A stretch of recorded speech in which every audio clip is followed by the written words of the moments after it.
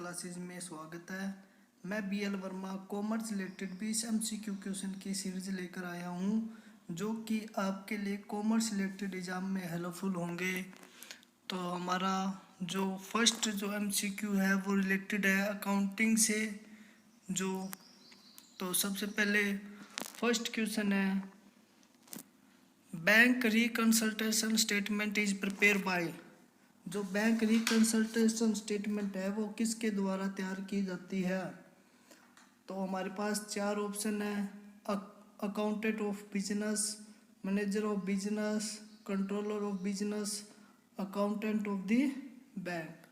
तो इसका जो राइट आंसर है वो ए है।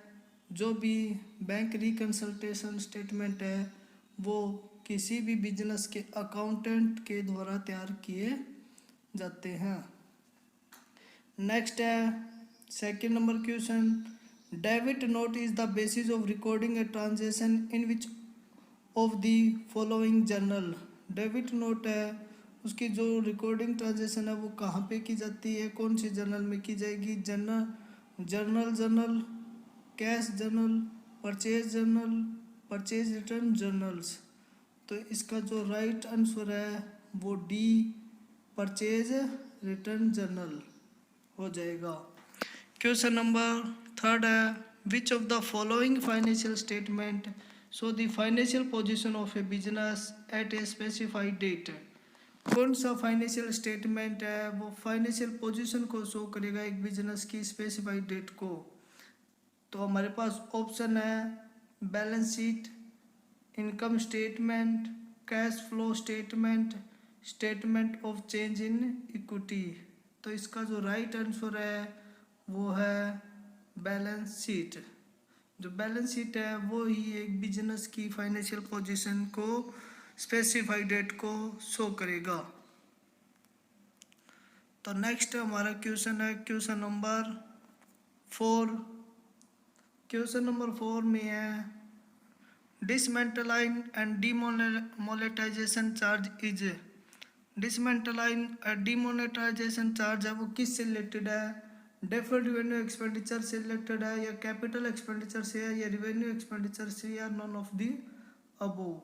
तो ये जो एक्सपेंडिचर है वो रिवेन्यू एक्सपेंडिचर से रिलेटेड होते हैं। तो इसका सही आंसर हो जाएगा answer C. Question number 5, profit is a part of income, owner capital, assets, all of the above. Profit है वो पार्ट है, क्या वो इनकम का पार्ट है, क्या वो ओनर कैपिटल का पार्ट है, क्या वो एसेट्स का पार्ट है, या ऑल ऑफ द अबोव है? तो जो प्रॉफिट है वो हमेशा ओनर्स कैपिटल का पार्ट होता है, ओनर्स कैपिटल के अंदर ऐड हो जाएगा। Introduction of capital by owners of business is recorded on which side of A cash book. जो बिजनेस के स्वामी ने जो कैपिटल इंट्रोडक्स किया है वो कैश बुक की कौन सी साइड में आएगी? तो कैश बुक की दो ही साइड होती है, रिसिप्ट वाली साइड और एक पेमेंट वाली साइड है। तो जो इनकम एंड एक्सपेंडिचर, ये जो दो हमारे पास ऑप्शन दिए, ये सी और डी, ये तो होंगे ही नहीं क्योंकि इसमें ये कॉलम होते ही नहीं है। तो इसका जो राइट आंसर ए और बी में से होगा, जो कि ए होगा। नेक्स्ट क्वेश्चन नंबर है 7, ए रिकवरी ऑफ बेडर्स की रिकवरी है वो क्या है? या अगर बेडर्स जो रुपए डूब गए उसकी रिकवरी होगी तो वो क्या इंक्रीज करेंगे नेट इनकम में, या डिक्रीज करेंगे नेट इनकम में, या इंक्रीज करेंगे ग्रॉस प्रॉफिट में, या इंक्रीज करेंगे gross profit and net income में? तो इन चार ऑप्शन में से जो राइट ऑप्शन है वो है ऑप्शन नंबर ए, हमको ये इंक्रीज कर देंगे। इसके अलावा द जर्नल एंट्री इन विच 2 और मोर अकाउंट इज डेबिटेड और क्रेडिटेड इज रेफर टू। वो जर्नल एंट्री जिसमें दो या दो से ज़्यादा अकाउंट डेबिट किए जाते हैं या क्रेडिटेड किए जाते हैं, वो जर्नल एंट्री कौन सी होती है? तो वो क्या सिंपल जर्नल एंट्री होती है, मल्टी जर्नल एंट्री होती है, एडिटिंग एंट्री होती है, कंपाउंड एंट्री होती है। तो इसका जो राइट आंसर है वो डी हो जाएगा, कंपाउंड एंट्री।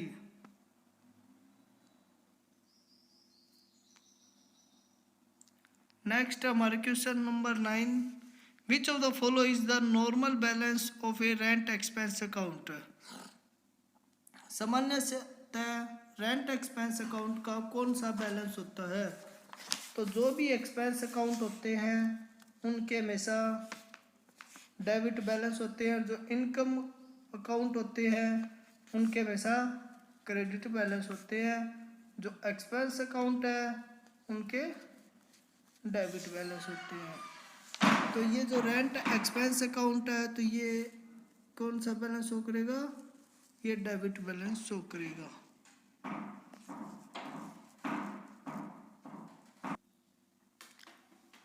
नेक्स्ट हमारा क्वेश्चन है, which of the following inventory valuation method shows higher profit during the period of rising price.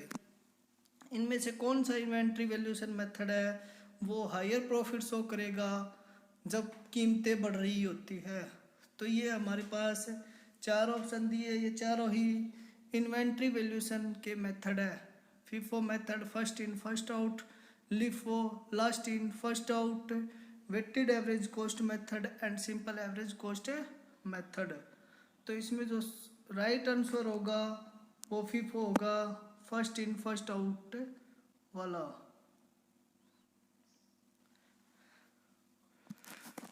Question number 11, what is equity. Equity क्या है। इक्विटी कैश फ्रॉम बिजनेस है, या liability of a business है, या owner claim on total assets है, या owner claim on total liability है। तो इक्विटी है वो owner claim on total assets होती है।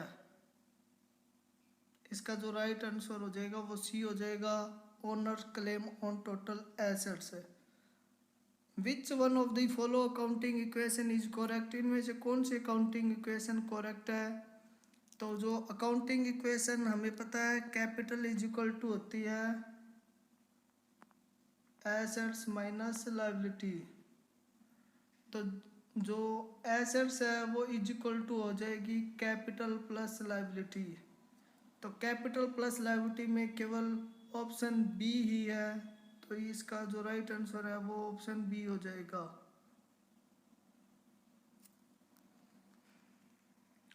नेक्स्ट क्वेश्चन है question number 13, suspense account given in the trial balance will be entered in दी।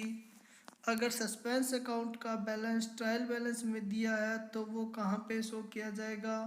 क्या वो मैन्युफैक्चरिंग अकाउंट में शो किया जाएगा, क्या वो बैलेंस शीट में शो किया जाएगा, या ट्रेडिंग अकाउंट में शो किया जाएगा, या प्रॉफिट एंड लॉस अकाउंट में शो किया जाएगा। तो जो सस्पेंस अकाउंट का जो भी बैलेंस है अगर ट्रायल बैलेंस में दिया है तो वो हमेशा बैलेंस शीट में शो किया जाएगा। तो इसका जो राइट आंसर हो जाएगा वो आंसर बी हो जाएगा।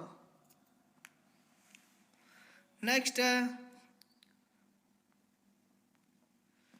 विच of the following is the closing balance of A ledger account.